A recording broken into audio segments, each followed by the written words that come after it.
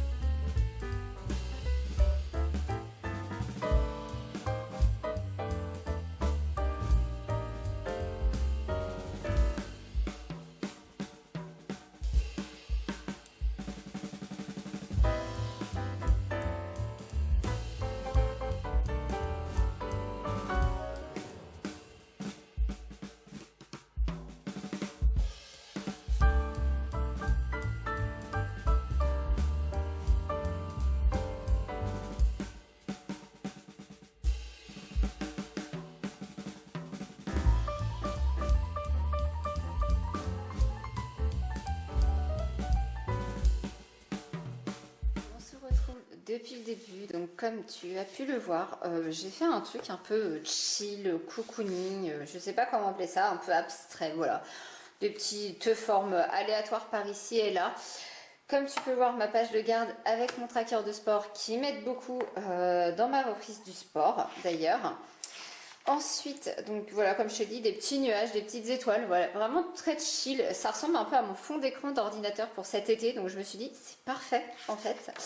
J'avais pas trop d'idées de thèmes, donc d'ailleurs si tu en as, n'hésite pas à me les mettre, n'hésite pas à me dire si tu préfères des thèmes très précis, très dessinés, ou au contraire si des thèmes un peu aléatoires comme ça, abstraits, qui mixent plusieurs thématiques, ça t'intéresse.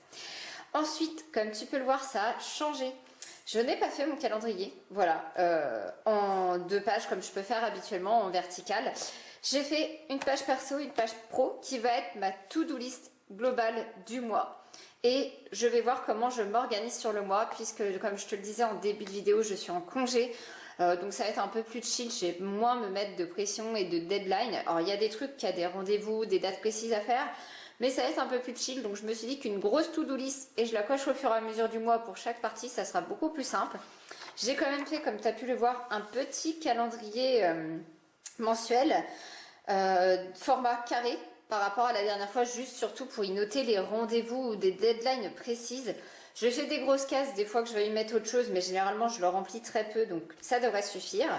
J'ai voulu faire un petit nuage un petit peu kawaii, voilà, tu vois, c'est vraiment aléatoire les dessins. Là, il y a juste des petits arcs-en-ciel pour me laisser un max de place. Hop.